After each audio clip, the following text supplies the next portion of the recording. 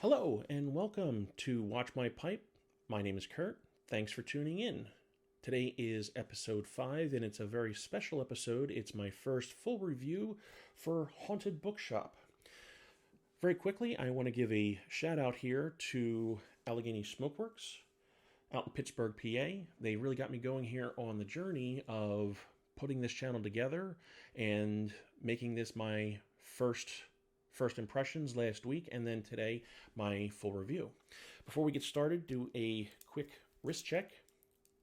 Today I am wearing my Rolex Milgauss in the Z Blue dial with the green sapphire glass. Not going to get too much into the watch itself like some other videos. I got a lot of content here to go through. So real quick, the blend. Just coming off the tin. It was produced in October of last year, so it's about 6 months old. And the description on the tin goes as follows. Another of the late Bob Ranowski's blends, named in honor of the famous novel written by Christopher Morley, Haunted Bookshop is a burley and Virginia blend with just a touch of Perique. So before I get into my review, one of the things that I wanted to do, and I want to do it hopefully quickly here, is go over the reasoning why they chose Haunted Bookshop. Real quick, I'm going to throw up the cover of the book to show you how closely it resembles the tin art. The book itself was written again by Christopher Morley back in 1919.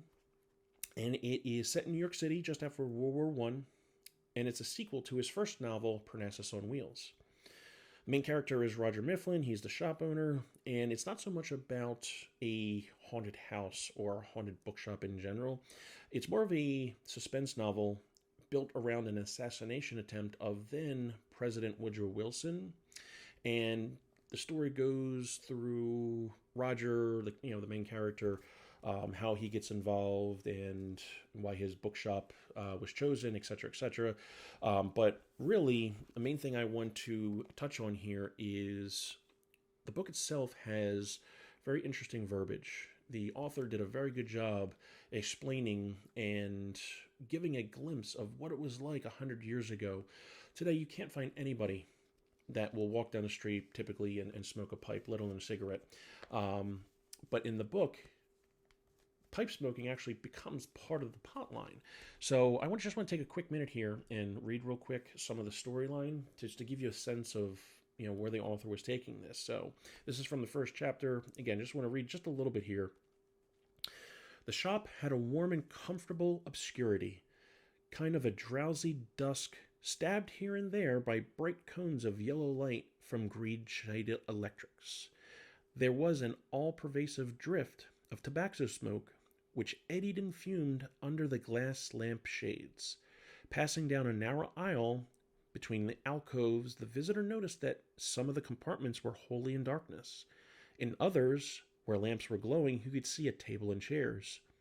In one corner, under sign of lettered essays, an elderly gentleman was reading, with a face of fanatical ecstasy illuminated by the sharp glare of electricity. But there was no wreath of smoke about him, so the newcomer concluded that he was not the proprietor.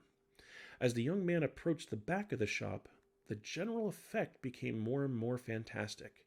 On some skylight far overhead, he could hear the rain drumming. But otherwise, the place was completely silent. People only, so it seemed, by the gurgitating whirls of smoke and the bright profile of the essay reader. It seemed like a secret fane, some shrine of curious rites, and the young man's throat was tightened by a stricture which was half agitation and half tobacco. Towering above him into the gloom were shelves and shelves of books, darkling toward the roof. He saw a table with a cylinder of brown paper and twine, evidently where purchases might be wrapped, but there was no sign of attendant. This place may indeed be haunted, he thought. Perhaps by the delighted soul of Sir Walter Raleigh, patron of the weed, but seemingly not by the proprietors. So that's just a real quick snippet from the book. As you can see, much of the storyline includes pipe tobacco throughout the entire novel. So I really, really, truly understand the late blender's thought process in naming Haunted Bookshop after the book here, but want to get into the review here. So I've got my trusty notes here. Again, since this is really my first time doing this, I want to make sure I stay on track here. So I'm going to cheat a little bit as I go along here, make sure I cover everything and all the notes that I had written down over the past week here. Again, down and below in the description, if you missed my first impressions, you can click on the link down there. A couple of things that I wrote down before we get into the actual rating. In my research, I had found that a lot of people had compared Old Joe Krantz to this version. I myself have never had Old Joe Krantz, but I have had Billy Bud, which is a cigar leaf and a lot of key, I realize, but it also does have burley. I'm not that huge of a burley fan, but I do like Billy Bud. So in smoking this, I was shockingly impressed as the week went along, and some of the comments that I had picked up from other YouTubers and people that just made general comments were, it was too harsh, it doesn't do it for me, and the nick hit was a bit too high. As I go through the categories here, most of everything that I've done, I did on a ranking system from 1 to 5. Most of them are pretty self-explanatory, but some of these I will break down a little bit. But real quick, from smokingpipes.com, it says the flavoring was none, which I pretty much agree with. The cut says it's coarse, but I myself found that not only was it a coarse cut, but it had a lot of broken leaf and flakes in it. So I actually have some of this here as I was loading the pipe here I wanted to show you. So not only is that coarse ribbon cut, but it also has some of these flakes here that stand out pretty noticeably. So in some instances, as you're going along, you have to rub some of this out. But overall, it is very nice. It packed very nicely. Speaking of packing, I tried to use as many pipes as possible to get the true flavor of the tobacco, how it smokes, whether it's a small bowl, large bowl. So real quickly here, I'm going to show you some of the pipes that I use and run down the list. So in no real particular order, other than, I guess, going back to the first impressions where I first tried it in my 1991 Castello Pipe of the Year. I also have my Castello C-Rock Bent Billiard, my Castello C-Rock Shape 55, my trademark Shape 55, Savinelli Eleganza 606, my small calabash. I have a small Meerschaum Poker, a Peterson Churchill Tankard Fishtail, and my 1977 Dunhill Red Bark 410. So just a quick note on those pipes, and going back to some of the comments about being too harsh, and specifically the nit kit was too high. One, everyone has a different reaction to different types of tobacco blends, and it mainly has to do with the pH in your mouth. A lot of people get tongue bite and steaming mixed up. It's two totally different things, but if you don't take your time on this tobacco, it will turn on you.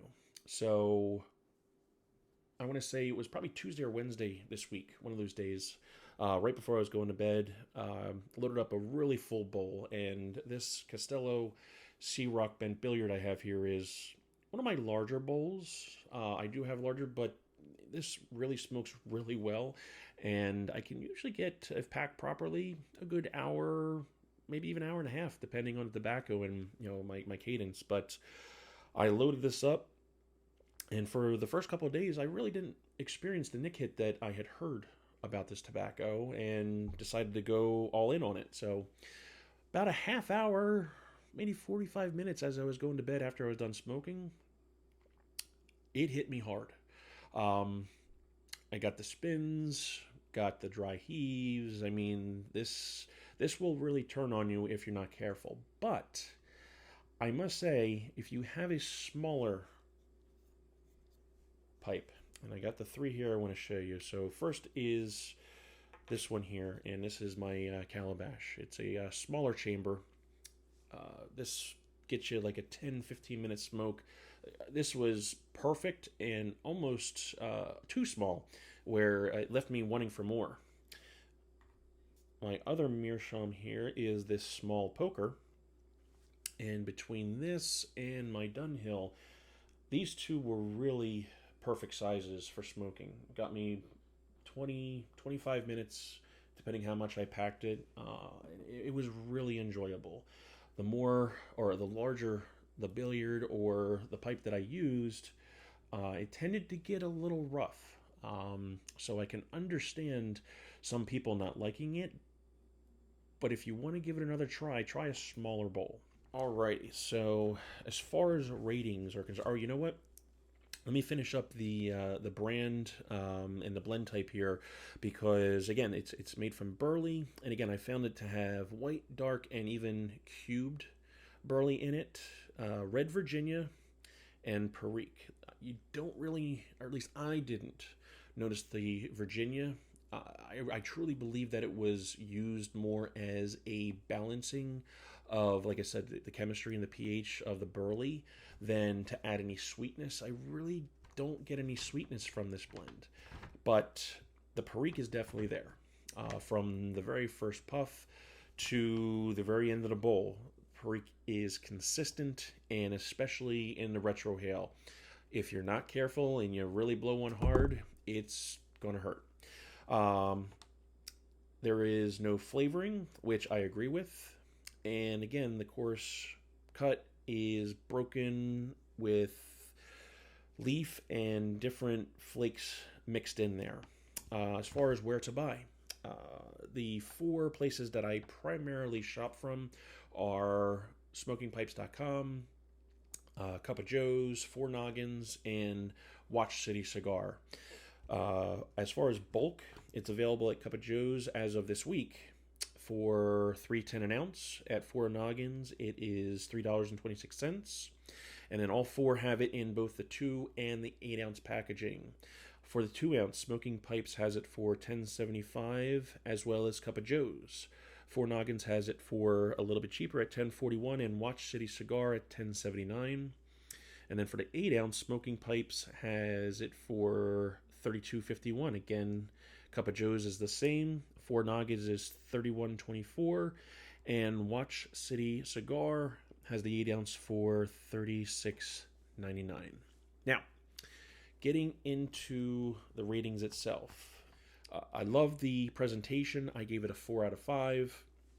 And again, you do have the broken flake and some larger pieces of leaf mixed in there. The moisture overall, when I first opened it, was borderline crunchy. I gave it a 1.5 out of 5. The tin note, I did this in my first impressions, but we'll do it again. I'm going to open this up here, give it a little shake.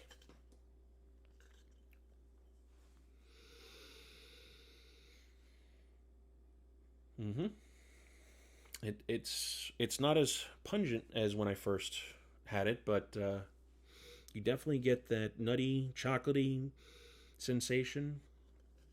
It really smells good for a burley. I have smelled some of the other burleys that are out there, and it's a complete turnoff. But overall, this is really nice. As far as lighting the tobacco, so I've got a pipe here already ready to go, and we're going to use Allegheny Smokeworks matches.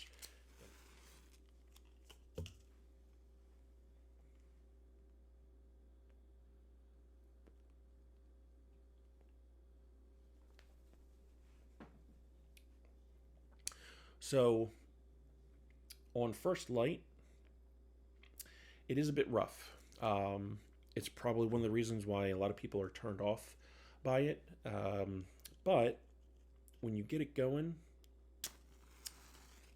it really, really tames down and becomes quite enjoyable here. So let's get this going here.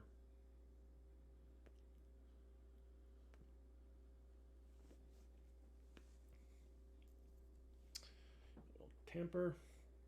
And real quick on these things, if you're a beginner smoker, buy a ton of these.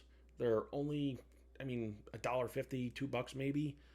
Go to the store, or when you go online and you're ordering tobacco or whatnot, grab like 20 of these. You will lose these. You'll put them in the washer, leave them in the car. These things will be everywhere, but it's well worth it, and they're cheap enough to spend the money on it. So, last light here.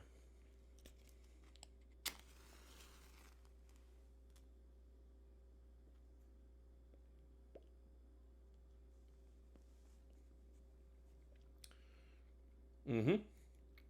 That Perique really kicks in. So, again, the charring, the first light, it's a little rough around the edges. So, give it some time, let it sink in. The one thing I failed to mention as I was lighting this up is you'll notice I'm using my corn cob. So, again, I always try to use as many different tobacco pipes as I can to get the full effect. So in continuing with this, again, through the top half of the bowl into the bottom half of the bowl, and as you finish, it really improves. So I gave the char in the first light a 1, top half of the bowl 2, bottom half of the bowl 3. So the strength is definitely in your face. Again, if you're not a burley, if you're not a fan of burley, it could be a turnoff. It's got that very heavy burley taste to it, and even though a lot of people seem to say that it has a cigarette taste, I don't really find it as you're smoking. It's more cigar-like to me. And again, everybody has their own tastes. It might be a different mileage for you, but the aftertaste I could see being a little bit more of a cigarette taste. But again, I don't get that. I feel it's more cigar-like. It is a burley blend. Burley is used in cigarettes, but this is a much higher quality tobacco than some of those blends out there for cigarettes. The nicotine, again, is a notch past medium. I gave it a 3.75, not quite a 4. 4 will really knock you on your butt. It's not quite there. If you're not careful, if you load a large bowl and smoke this for a 45-hour, hour and a half time period, it's definitely going to catch up with you if you're not used to it. Mechanics overall, it smokes very well. It burns rather coolly. The overall complexness to it is, it's okay. It's not very complex of a blend. Again, it's just burley. I don't taste any of the Virginia. The Perique is there, especially in the retrohale. So it's pretty consistent from beginning to end. Again, it burns relatively coolly. I gave the burns cool or hot a 3, so it's right in the middle of the line there. And the bowl moisture is above par. As you go through this, again, partly probably because it comes pretty dry in the tin, but even if you put a Bovida pack in to get the moisture level back up, it does burn to a point where it leaves very, very little moisture in the bowl, in the bottom, and as you get to the bottom, it burns almost completely. It's a very, very nice grayish white ash, and I think almost every time I've smoked a bowl, it has always got me to the bottom of the bowl. Never had any real dottle at the bottom or any issues there. The aroma while smoking was tolerable. I wouldn't necessarily say it was pleasant, but it wasn't harsh. And the overall room note, even after the fact, is okay. It's not harsh at all. Like I said, I don't get the after cigarette smoke smell, because I associate that with a dirty ashtray, and typically I will smoke this in the garage, and I will go back into the garage 20-30 minutes later, and I just don't get that cigarette sensation. So overall, I give this tobacco a 2.75. 3 would be right on par, probably something that I would routinely keep in my collection. I do have some of this left that I'm going to hold on. I'm going to let this sit for a little bit and see over the next either a couple months or maybe even a year or two how it kind of mellows out. I probably won't be buying another tin anytime soon, but it is a very, very good quality tobacco. Overall, the tobacco I gave a 3.5. So I understand everyone's concerns out there where they feel it's a bit harsh. It's not for them, but I can tell you the best advice is to give it another shot. And if you don't have so already, pick up one of these smaller meerschaum bowls. It will really, really be enjoyable if you give it a chance. And in looking at some of the other reviewers out there, you'll actually find that a lot of people have changed their mind once they gave it a chance. So I'm going to continue smoking this all the way through. But again, I have some set aside here that I am not going to smoke anytime soon. I'm going to let that sit here for the next at least a couple months, possibly a year or longer, and we'll see where it goes. Whew, look at the time. Appreciate you joining me here. Hopefully you made it all the way through this review. I know it was a little rough around the edges there, but this is the first time I'm doing this, so I appreciate you sticking with me here. Any questions, please leave them in the comments. I'd be more than happy to get back to you. If you can also, leave me a thumbs up. Please subscribe if you haven't done so already. In the next couple days, hope to do it tomorrow, I am going to do another first impression on the solid mixture. And again, I do have some other things that I'm working on right now, including watch reviews and a couple other things up my sleeve here that'll be coming very, very soon. I wish everyone good health, have a great weekend, and I look forward to talking to you soon again. Bye-bye.